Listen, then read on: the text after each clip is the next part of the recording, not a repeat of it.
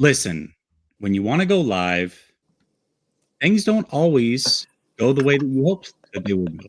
And that's what just happened. So I appreciate y'all kicking it with us through the technical difficulties. Tonight, we're going to talk about Trey Lance, Jimmy Garoppolo. Is it an issue already? And of course, it's game week, y'all. Cannot wait to get it started. Let's go.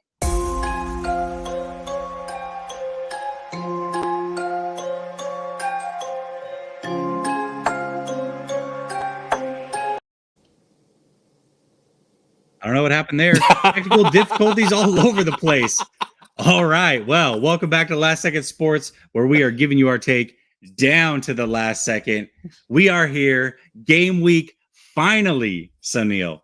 Game week finally. How you feeling about this, man? Just overall. I'm feeling great. I love how in your intro it says Jessie covers the 49ers. Like it's like understanding Last Second Sports channel for dummies. Like I'm Jessie. I do the 49ers. And then it just cut off. It was like, yo, just get the start. You guys started late already. Just get to the action.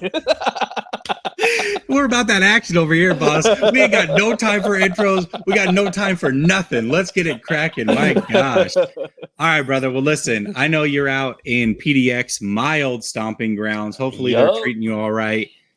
But game week, like I said, and there's a lot to talk about. First of all, let's get this out of the way before we start talking about the season, before we start talking about week one. Trey and Jimmy, is it becoming a problem already? And the reason that I bring this up is twofold. One, we had the Albert Breer comment, which he's already retracted, although the damage has been done, it seems, because people were talking about it all day. All the big heavy hitters had talked about this. But he said that Trey was annoyed when they signed Jimmy G at first, right? And then he walked that back and said, well, I think that's kind of my feelings, but whatever. The whole point is it's out in the ether already, and we haven't even started. Then we had Peter King say week 7, Jimmy takeover. So with all this said, so far, and I've got one more thing that I'm kind of holding tight to the vest because I think it's important to talk about, but with those two comments already being out in the ether, do you feel like the Trey Jimmy thing is already an issue? It depends on what you define as an issue. Like, is it an issue that's affecting the team, or is it an issue that's going to annoy the team because the media is going to run with it? The media is going to run with it. We're already seeing that it's happening. Do I think it's actually affecting Trey and Jimmy? Do I think that in the locker room, it's affecting them?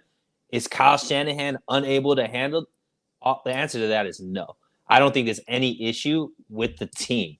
Now, with the faithful, with the media, with the national media specifically, is it going to be annoying to constantly hear these things and be over dissecting every single Trey Lance play? And hey, maybe Jimmy could have done this, and Jimmy, yeah, that's there. And us as a fan base have to be ready for it because they're already showing their cards. The only way that it gets shut up is if Trey goes 6-0 or like 8-0 before the bye week, and then all of a sudden they have nothing to talk about, right? But likelihood of that happening is unlikely because I do expect Trey to have some ups and downs. So I do expect the national media, if there's no bigger story out there, then they're going to talk about it. They're going to say that, maybe this team would be doing better with Jimmy. Trey's not ready, yada, yada, yada, yada, yada, yada, yada. But to me, I don't think it's an issue. I don't think this is affecting the actual play on the field. And can you not hear me? No, I got you. I was just talking to the comment, trying to talk to them and listen to you. Okay. I know with the audio issues, probably not a good idea to shake my head no, like I can't hear you. But yeah, no, but that's pretty much it. I don't think that Trey or Jimmy is an issue to anybody else other than the media. All right. I would tend to agree. However, I did dig up a comment from Jimmy Garoppolo himself. Now, this was in April. Now, two things. Actually, just this one thing, because I think this is all that we really need to talk about. But now remember, at the end of the season, Jimmy Garoppolo thought he was done. He had a walk-off press conference, thanked the 49ers fans and media, and he thought he was out. He was pretty candid in that conversation. Then in April, he was interviewed. This is what he said about the Trey Lance situation. He talked really good about Trey Lance, and I do believe that between the two of them, that there is mutual respect, maybe even a slight friendship, right? But when competition is on the line, your livelihood's on the line, things can get a little weird, a little squirrely. This is Jimmy in April talking about the situation with Trey Lance last year. He said it was a strange year. I don't know if I would wish that situation on anyone. And here we are with that situation he wouldn't wish on anyone being thrown on Trey Lance just a year later. What are your thoughts about that? Yeah, I mean, but like I said, when you're talking about those situations, and especially when you speak to Jimmy last year is one thing, but Jimmy has to deal with this every single offseason, right? And so I think that, like I said, it is, as far as the annoyance, it is going to be an issue when it comes to the media. Now, also, we have to understand that I don't think Kyle Shanahan is making the same mistake he made at the beginning of last season that he's doing this season. And what I mean by that was, at the beginning of last season, he was trying that 2-quarterback thing, right? Where he was bringing in Trey for certain packages and things like that. I could see how a starting quarterback like Jimmy Garoppolo finds that annoying, finds that tough, because you're trying to build your mojo, you're trying to build your confidence and get into the flow of a game, and then all of a sudden you have another quarterback coming in, especially when it's his time, a chance to, like, in the red zone and third down and all these types of things, which are things that are confidence builders for quarterbacks.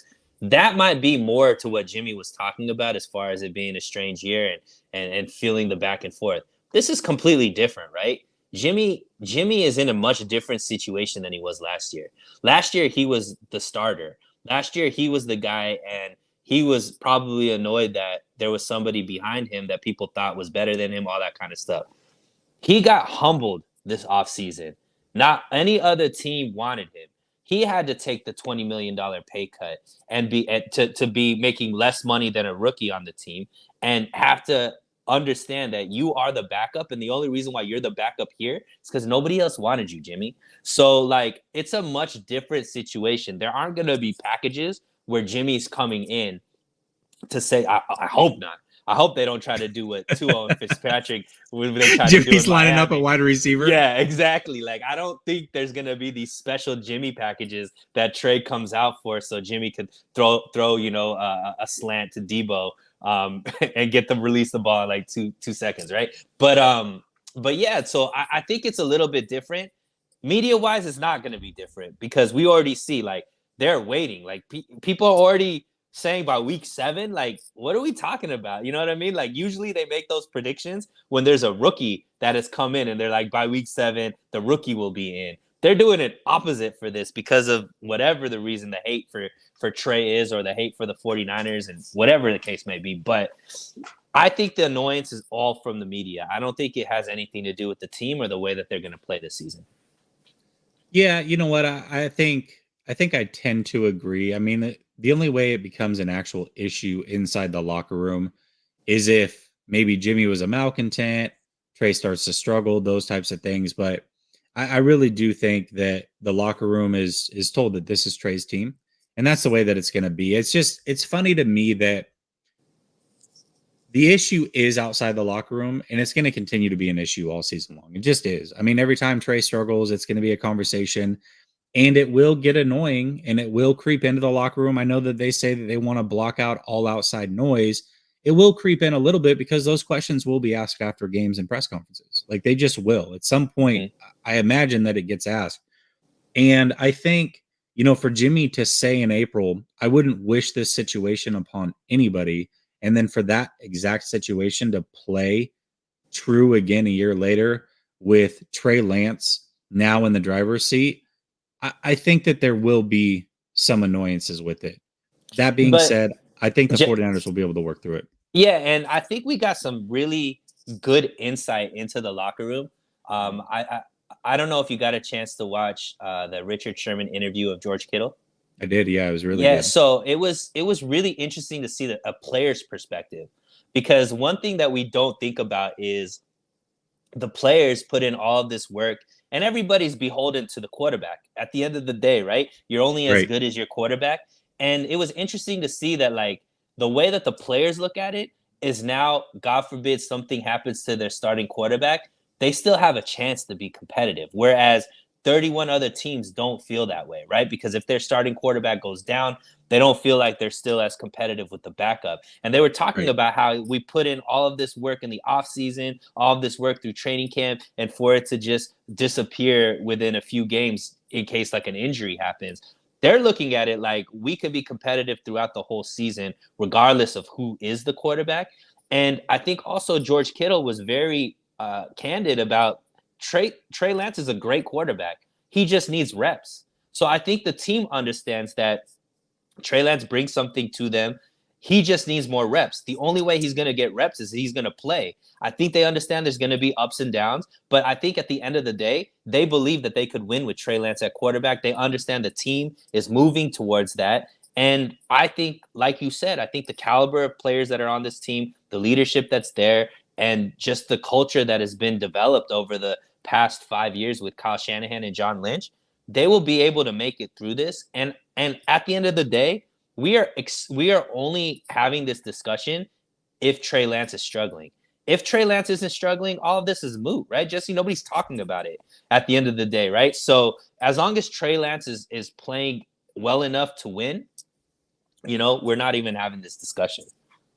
Absolutely. We're both going to talk about it tonight. We're going to talk about week 1. We're actually going to do season predictions as well. There's a lot that we got to talk about. Short amount of time as well to get it off. Yeah, listen, I don't know where Sherman got this from. I don't know if this was a Sherman thing, if this was a Seattle thing, or if this was the way that the 49ers locker room goes about things. But I love that he kept saying, and I hope this is a 49er philosophy, because if it is, I love it. He kept saying team, teammate, self, in that order. You put the team first. Is it best for the team? Whatever I'm going to do, is it best for the team? That's thought number 1. Is it best for my teammate? That's thought number 2. And thought number 3 is it best for myself? In that order. And he kept repeating that over and over and over. And he repeated it. He said it in another interview as well, but he talked about it with George.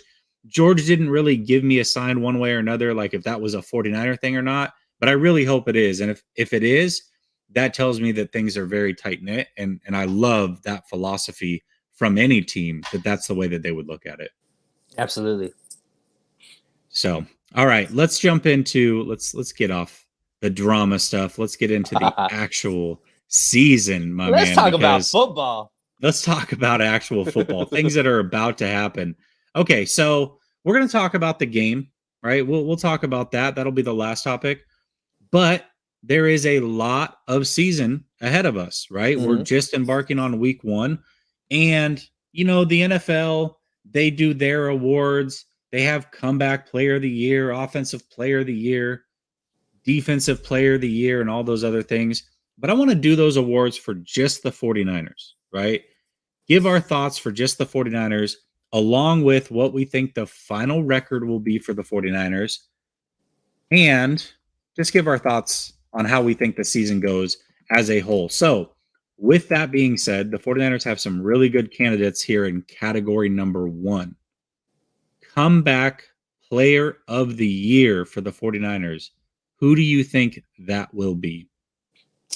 Jimmy Garoppolo. No, I'm just kidding. I think that the comeback player of the year is going to be the monster, Javon Kinlaw. Okay. I think that, he's obviously had a tumultuous offseason, to say the least, right? But it looks like he's healthy. He looks like a friggin' superhero. And, he's gonna get a lot of run, a lot of opportunity to prove why he was drafted as high as he was drafted. And I think the fact that he understands that, the fact that he's, basically put it out in the ether that judge me now that I'm healthy, right. That's a lot. He's putting the spotlight on himself.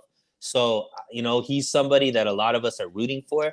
and we need him, to be honest. Like with DJ Jones being gone, with the fact that one of the Achilles heels of this defense has been the ability to stop the run, that's his forte. So I believe that he's going to be comeback player of the year because I believe he's going to have a great season. Absolutely. What's up, Chris?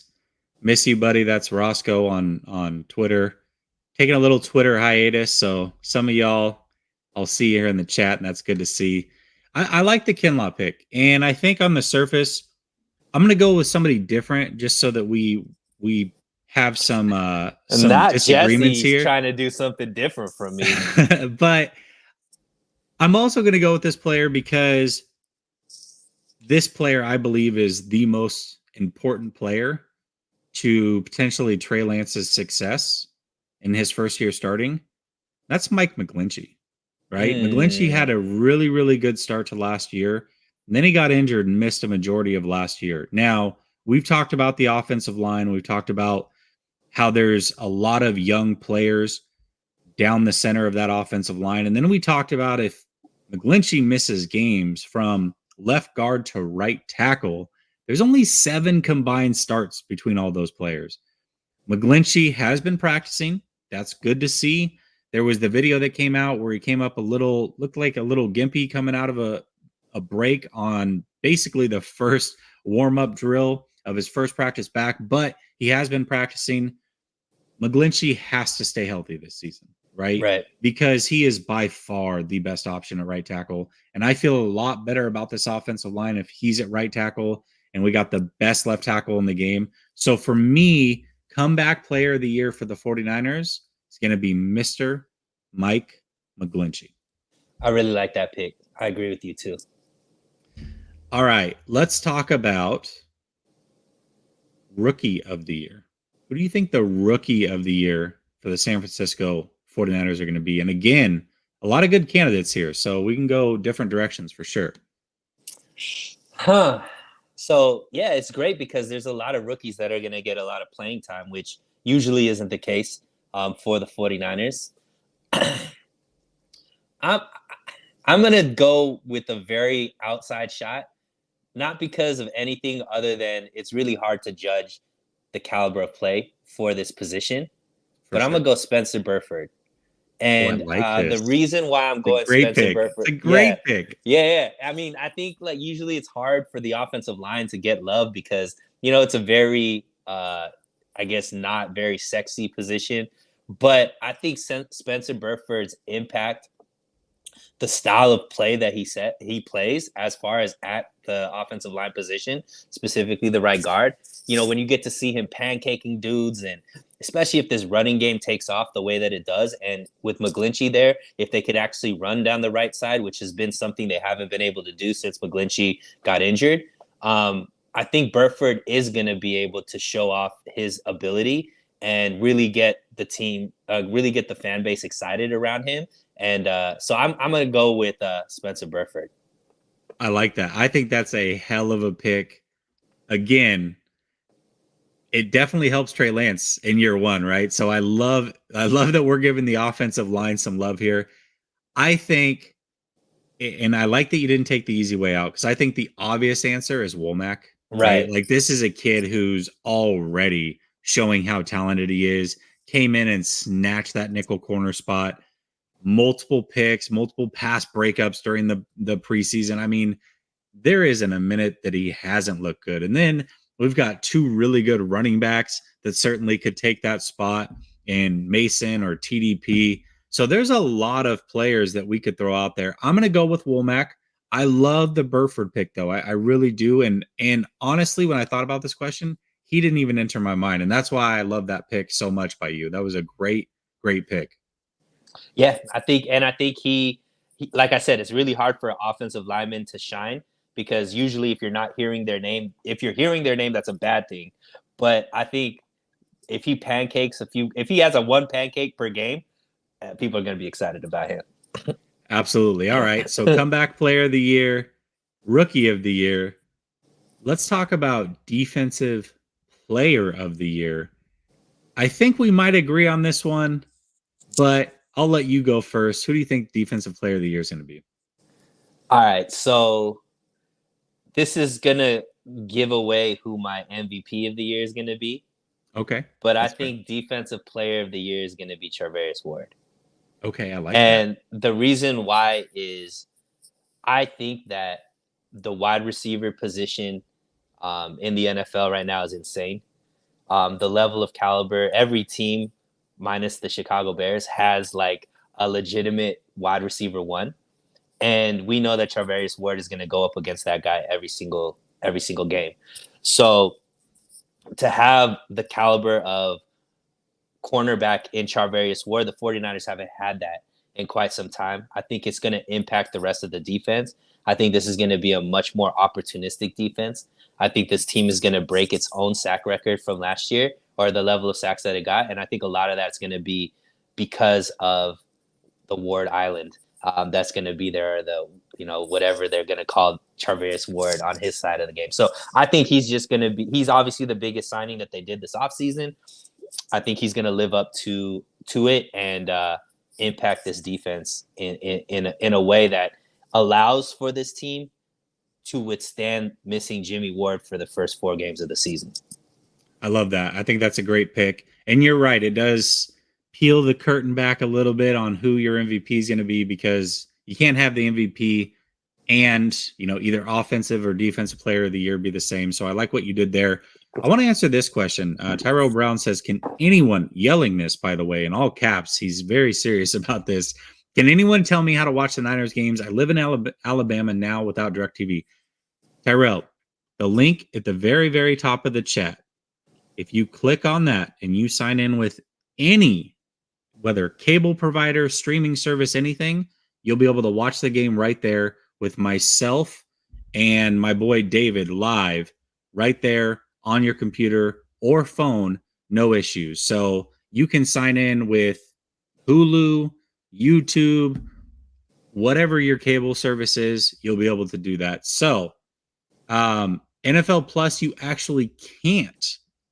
So that was only a preseason thing. You'll only get in-market games with NFL Plus. So I do like your thought there, Jamie. But like I said, the link at the top of the description, that's going to be your best bet. You'll be able to watch the game. Not only watch the game, but you'll be able to watch it with a bunch of Niner fans. So anybody who hasn't tapped in there, make sure you do that. Link is pinned to the top of the chat. I got you, Tyrell. I got you. All right. So for me, I'm going to go with Bosa, right? And I think if we're just handing out awards, that's who you would have gone with as well. However, again, cannot double up on MVP in either offensive or defensive player of the year. So I like where your head's at. But for me, I think Bosa, he's basically calling himself Mr. 20 sacks. Like, he's prepared to go out and just wreak havoc this whole year. And I think it starts very, very early with the Bears. In fact, I think he might rack up at least 2, possibly more sacks in week 1, getting the party started. And I think that's going to continue for a big chunk of this season. Remember, this is a guy who didn't even have a holding penalty go in his favor all of last season. How that happens, I have no idea. I expect multiple holding penalties this year.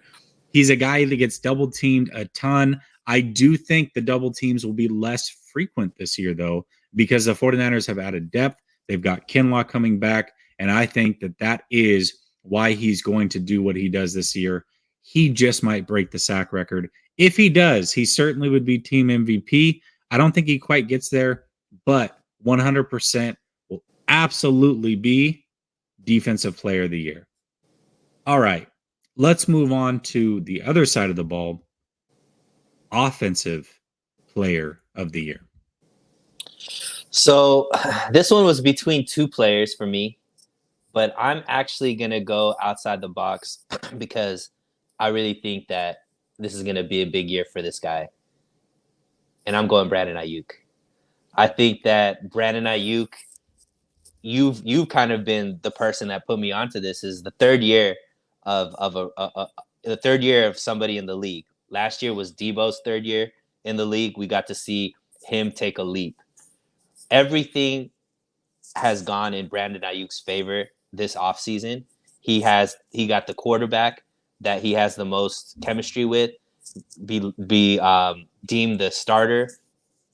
He's come in the best shape of his life. The mentality that he seems to have, it seems like a switch has been turned on as far as him maturing and understanding why he's been coached the way that he's been coached the last 2 years. He's taken a bigger leadership role. And I think even the fact that Debo kind of quote unquote held out in the sense wasn't playing with the team, wasn't practicing with the team while the contract negotiations was going on, gave Brandon Ayuk a kind of like the ability to really take all of the reps against the hardest competition, and he flourished. Right, he was the talk of every single practice when it came to the training camp. So for me, I just think that he's going to be utilized a lot more. He's actually going to be able to run routes and feel like he could actually get the ball because he has a quarterback that'll actually throw it far enough to where his route is meaningful, unlike maybe Jimmy. So I think it's Brandon Ayuk. I think it's set up for him to have a monster year. I absolutely love that. And I think Ayuk's going to break out big time this year. Absolutely with you on that one. To me, I'm going to go with George Kittle. Ooh. George Kittle, if you remember after the Super Bowl, right, there's that famous little mic'd up moment where he says, I will be back here, right? And that was after 2019.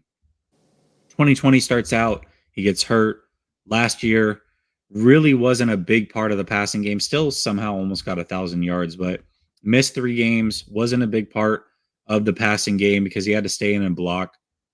I just think that the way that I've heard him talk in that Sherman interview, I just feel like he's poised to break out. He talked about how good his body felt, how he took great care of it this offseason.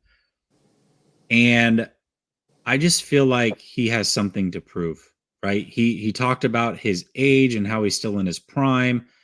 And I think that some of that noise in the outside is getting to him a little bit. I think he's going to break out in a big, big way. And I also think that the best friend to a young quarterback is always a tight end. Mm-hmm. That's Mr. George Kittle. I think George Kittle plays at least 16 of the 17 games. I think he's going to be healthy. I think he's going to go for 1,300 plus yards. I just think he's going to be an absolute monster this year. And I can't wait to watch it. I love George Kittle, love watching him play, love his energy. And I think that energy is so infectious.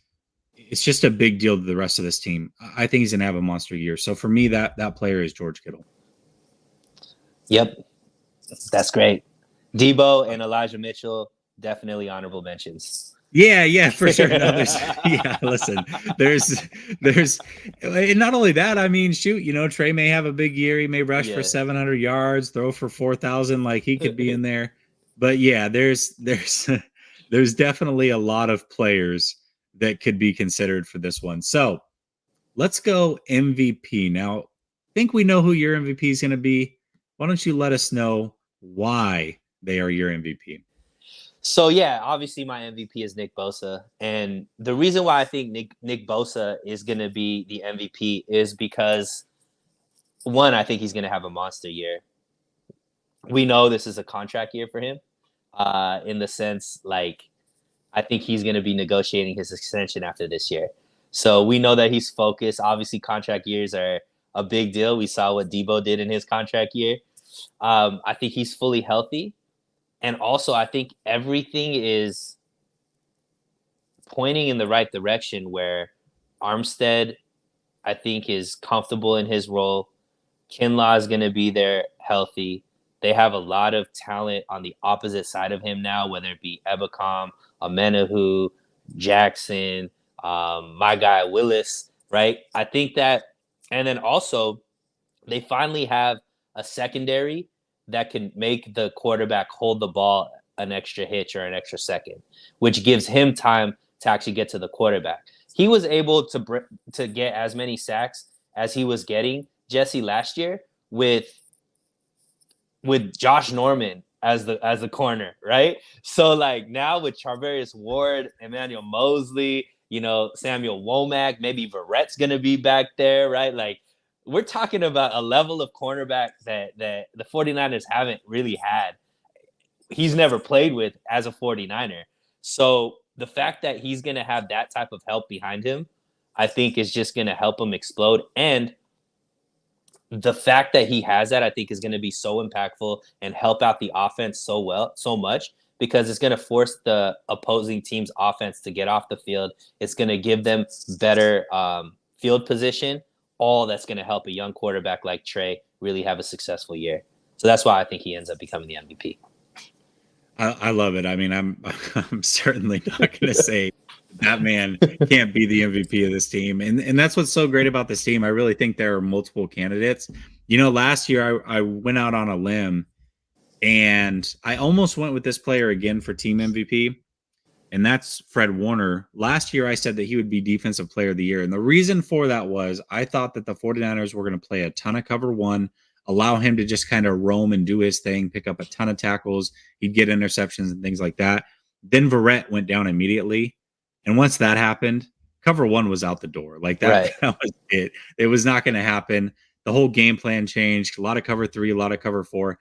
So I think Fred Warner is poised to have a big year as well with the signing of Ward, with Mosley being there, having a great year last year. Also and then in a contract year. Mosley also in a contract year. So. Right. So yeah, I think that there's a lot of things that can go there, but to me, the best player on this team still is Trent Williams, and I think his role is more important than ever. Remember last year, he got to play right next to another Pro Bowl player, right? And Laken Tomlinson.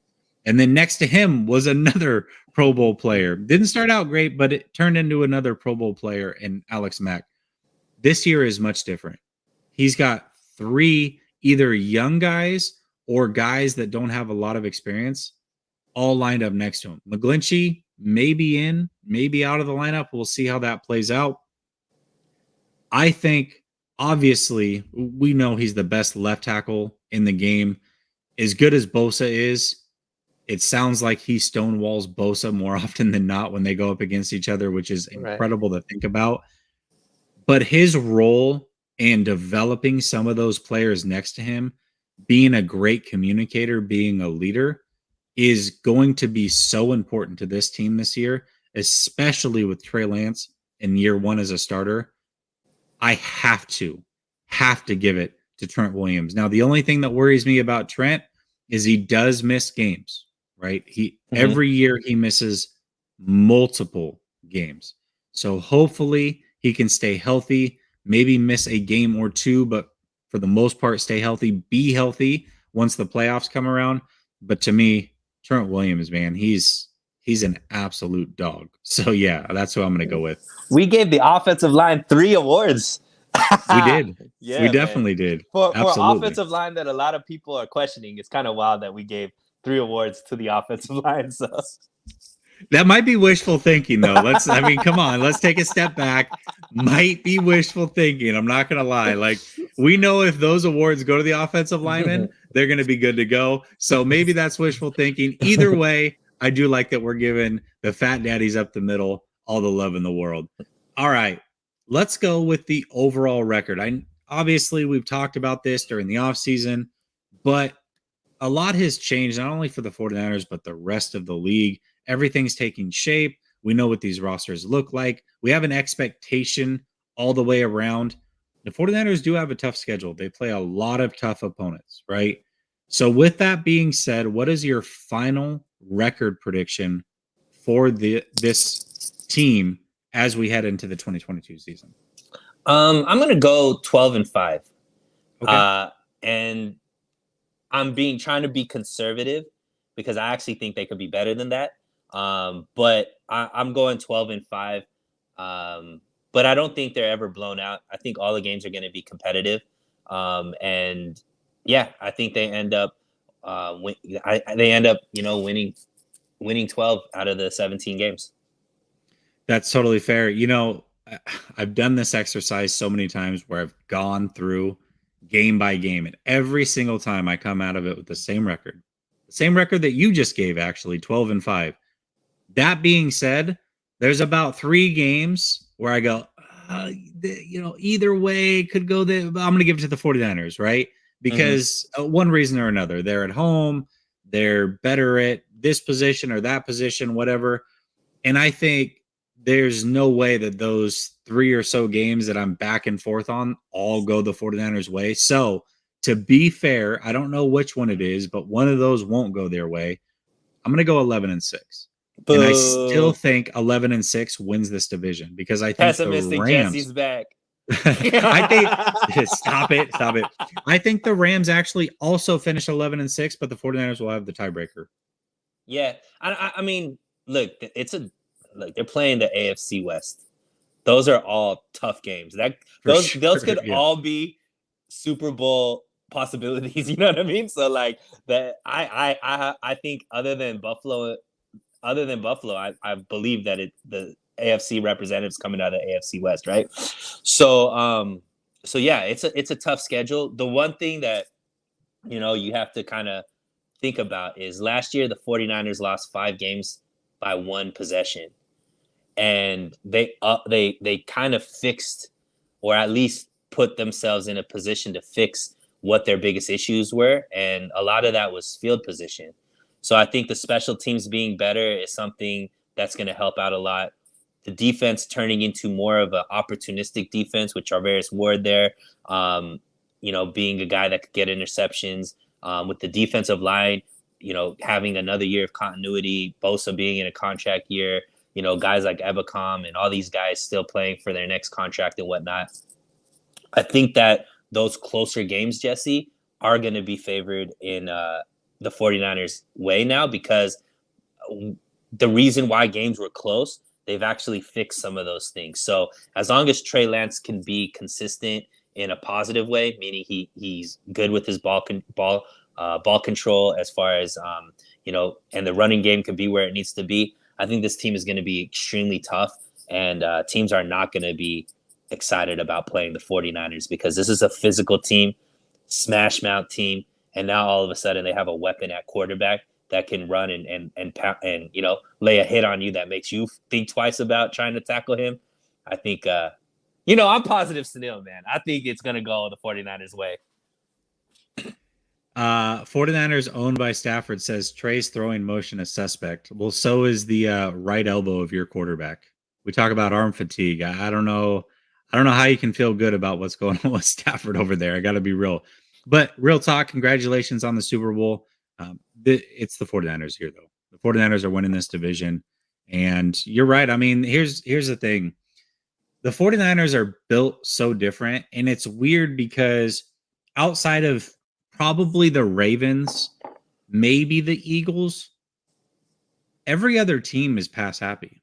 And so while the league is zigging, the 49ers continue to zag. And I absolutely love it, because you can't prepare for that, right? You're only going to run into it once, maybe twice throughout the season, depending on if you play the 49ers twice or you happen to get one of those other teams throughout the season.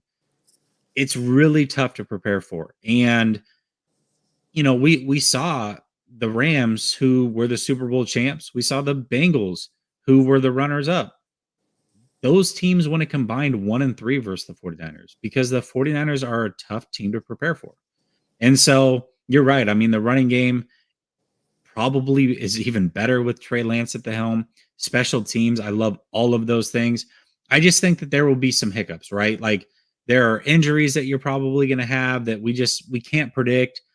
They probably won't be long-term, but a game or two can change the prospect of that game. There's just things that happen throughout the course of the season. I will say this. I expect when it comes to playoff time, Trey Lance, with 18 weeks and 17 games under his belt, plus the 2 starts from last year, I think we're looking at a completely different player week 1 to week 18. And I think the 49ers are going to be absolutely terrifying when it comes to the playoffs. I don't know. I don't know any team that's going to want to play that team come playoff time, because I think at that point, Trey Lance will be that kid that can put the team on his right arm and his legs and go out and win you a game or two, which is something that they have not had in the playoffs since Colin Kaepernick, really. I mean, right. Jimmy G, and I don't want to make this a hate Jimmy G fest, I appreciate what he brought to the table, but at the end of the day, there is not a single game that you can point to in the playoffs that Jimmy G is the reason that they won that playoff game. Not one. And I think Trey Lance can be the reason why they win a playoff game or two. Not only, obviously in the future, I think there's going to be plenty of games, but this year, once he has a full season under his belt, and that's what I think makes the 49ers extremely scary come playoff time. I got to push back a little bit on that Jimmy G thing. The 2019-2020 season against Green Bay, those are some very intricate handoffs to Mostert. See, I didn't know where you were going with it. I like maybe he misunderstood the regular season versus the postseason. That was good. That was very good. You're right. I mean, nobody can hand off the way that he did. For sure. Yeah, there was no fumbles. Those were solid handoffs. And now, that was the thing. I always said that Jimmy G was a net zero quarterback, right? Which is not a knock. I think, again, when you look at most of starting quarterbacks in this league, some are net negative quarterbacks. Very few are net positive, and a big chunk of the league is a net zero quarterback, meaning they're not going to be the reason that you win or lose most games. And that's where Jimmy G was, right? There are a couple games you can point to where it was like, yeah, he was the reason we won. Arizona comes to mind for me. New Orleans. Both Arizona games, maybe New Orleans. But outside of that, there's a couple games that stand out that we lost. Arizona week 1 in 2020. Not probably. The Tennessee Titan game last year for sure. But for the most part, he was a net zero quarterback, right? And so I think Trey Lance, that's the difference, is come week 18, he's a net positive quarterback. And I think that's a big, big problem for the rest of the NFL because they've had this net zero quarterback with a great team around him. Now you have a net positive quarterback with a great team around him. It could be scary hours for sure come playoff time. For sure. All right, let's get into it. Week 1, Sunday against the Bears. It sounds like it's going to rain a little bit in Chicago. That being said, Fields, Lance, the debate that will never end, and we get to see it up close and personal week 1. Who do you have winning this game? Why? And what is the score prediction? So one thing about this is, I looked over the Chicago Bears roster, the depth chart, and wow, like this is not a good roster, Jesse. I don't know what the front office in Chicago is doing. They are not helping out our boy Justin Fields at all. And I'm a big fan of Justin Fields. I know you were always a Trey Lance guy. I was a Justin Fields guy. I thought it was going to be between these two guys, and it ended up being Lance, obviously, which I'm completely happy with. But I want Justin Fields to do well. He is not set up for success in Chicago at all. And then when you look at the caliber of roster that the 49ers have versus what the Chicago Bears have, the amount of talent the 49ers have is not even close to what the Bears have. So the window of opportunity is way bigger for the 49ers, meaning they don't have to play perfect. And just because they have more studs on their team, they should still be able to win this game pretty handily. I do expect that to be the case. I think that the 49ers end up winning this game because their rushing attack is going to be dominant. They're going to force the Bears to be one-dimensional, because I feel like if the 49ers allow the Bears to have their rushing attack, which I think is their strength, be effective, and let Justin Fields break containment like he did against them last year, where he rushed for over 100 yards, maybe it becomes a little bit close at that point. But I have it 24-13, the 49ers winning this game on the back of Elijah Mitchell and Deebo Samuels. And this game actually not ever being that close. Bruh. Are you in my head? That is the exact same score that I'm predicting as well. That is wild. 24-13. That is crazy. We didn't even talk about it. Wow. No. Yeah, I would like to act like I'll just change it, but no, I agree. I think 24-13. I do think the game's a little bit closer though, right? You said the game probably won't ever be close. I think it's going to be a little bit closer. I could see a situation where the 49ers maybe have 17-13 with like 10 minutes left in the fourth quarter, and then the 49ers get that game sealing touchdown, and then that's it. The defense just closes it out. They don't have to score any more points. I could see a situation like that. I think weather is always a great equalizer, right? Because there are things that you just can't account for. Maybe you get a weird fumble, special teams, blunder, whatever. Like there are things that weather can cause that you can't predict. 49ers offenses under Shanahan outside of last year against Detroit really do tend to struggle in week one. And with a quarterback coming in, being this is his first year at the helm, now I know he has a couple starts. I think there are some interesting wrinkles that they're going to want to add, and maybe they work, maybe they don't. So I don't think the 49ers are going to put up a ton of points either. But I don't see how the Bears get offense going. Like outside of Justin Fields just going absolutely crazy, I just don't see it, And so I think they can get a touchdown on the scoreboard and a couple field goals, but I just can't see them breaking 20 points themselves. And so I think that's the difference maker. The 49ers absolutely can put up 20 plus. They can manufacture points multiple different ways. I think Justin Fields is going to be in some real trouble. I mean, I would put the over under on sacks at probably 4.5. Like I think it could be that bad for him. And I think he's probably going to turn it over a couple times. And so with that being said, I expect it to be a little bit closer than you as far as how the game flow goes, but the overall score is exactly the same, 24-13. That's crazy that we have the same exact score prediction. We've been working together a lot, my man. Great minds think alike. They definitely do. So, couple things real quick before we get out of here. One, I'm going on with Mo's Nose. Check out his channel. We're going to be there next. We're going to be breaking down the whole NFL season.